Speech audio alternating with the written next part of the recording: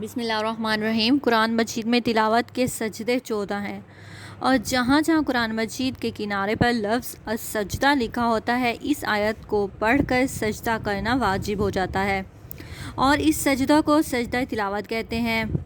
سورہ حج کے ختم کے قریب جہاں لفظ السجدہ لکھا ہوا ہے، وہاں حنفی مذہب میں سجدہ نہیں ہے۔ سجدہ تلاوت کرنے کا طریقہ یہ ہے کہ کھڑے ہو کر اللہ اکبر کہہ کر ایک بار سجدہ کرے، اور اللہ اکبر کہتے وقت ہاتھ نہ اٹھائے۔ سجدہ میں کم از کم 3 مرتبہ سبحان ربی الاعلیٰ کہے، پھر اللہ اکبر کہتے ہوئے سر اٹھا لے، بس سجدہ تلاوت ادا ہو گیا۔ اب 19% لوگ اس چیز کو اگنور کرتے ہیں۔ ان کافی لوگوں کو، کافی میری پیاری بہنوں کو پتہ ہی نہیں کہ سجدہ ہوتا کیا ہے اور اس میں کیا کرنا چاہیے، اور کچھ جو میری پیاری بہنوں اور ماؤں کو پتہ ہے وہ کہتی ہیں ہماری جگہ آپ سجدہ کر دو۔ یہ ساری چیزیں غلط ہیں۔ میں آپ کو مسئلہ بتاتی ہوں کہ بہتر یہی ہے کہ کھڑی ہو کر اول اللہ اکبر کہے، پھر سجدہ میں جائے، پھر اللہ اکبر کہہ کر کھڑی ہو جائے۔ اگر بیٹھ کر اللہ اکبر کہہ کر سجدہ میں جائے تو پھر اللہ اکبر کہہ کر اٹھ بیٹھے۔ کھڑی نہ ہو تب بھی سجدہ درست ہے۔ سجدے کی آیت کو جو شخص پڑھے اس پر ہی سجدہ واجب ہے، اور جو سنے اس پر بھی سجدہ واجب ہے۔ قرآن شریف سننے کے نیت سے بیٹھی ہیں میری پیاری بہنیں یا مائیں، یا کوئی کام میں لگی ہوئی ہیں اور بغیر کسی مقصد کے سجدہ آیت سن لی تو بہتر یہ ہے کہ قرآن پاک پڑھنے والا مرد یا عورت سجدہ کی آیت کو آہستہ سے پڑھے، تاکہ کسی اور پر سجدہ واجب نہ ہو، اور اگر سننے والی نے ادائیگی نہیں کی تو گناہ گار ہوگا۔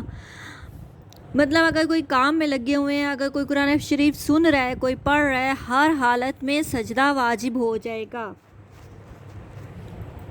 اور جو چیزیں نماز کے لیے شرط ہیں وہ سجدہ تلاوت کے لیے بھی شرط ہیں، یعنی وضو کا ہونا، جگہ کا پاک ہونا، بدن اور کپڑے کا پاک ہونا، قبلہ کی طرف سجدہ کرنا۔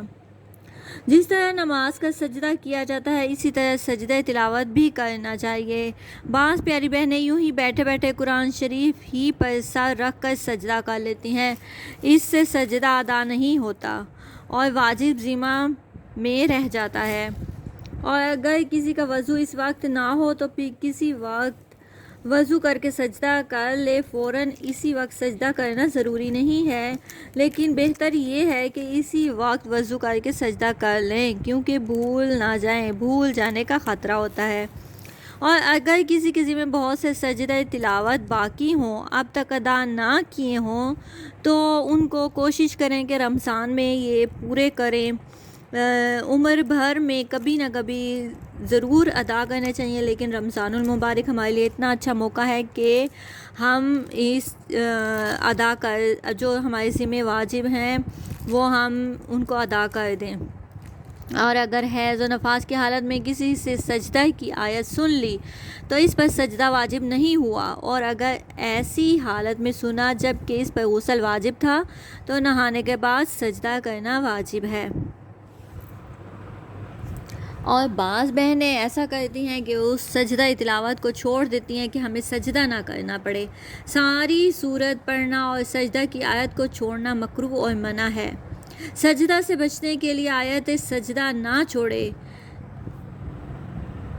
اگر وہ ایسا سوچتی ہیں تو سجدہ سے انکار ہے جو مومن کی شان کے خلاف ہے، اور اگر سجدہ کی آیت پڑھے اور اس کے آگے پیچھے کی آیت نہ پڑھے تو یہ مکروہ نہیں ہے، لیکن اس صورت میں بہتر یہی ہے کہ آیت سجدہ کے ساتھ اس کے آگے پیچھے سے 1-2 آیت اور ملا لے۔ اور جو پیاری بہنیں اور مائیں سمجھتی ہیں کہ ہم قرآن پاک پڑھ لیتے ہیں، ہم کسی دوسرے کو کہہ دیتے ہیں سجدہ کے لیے، تو یہ بھی بات غلط ہے۔ جو سجدہ تلاوت سنے گا اسی پہ سجدہ واجب ہے۔ جزاک اللہ۔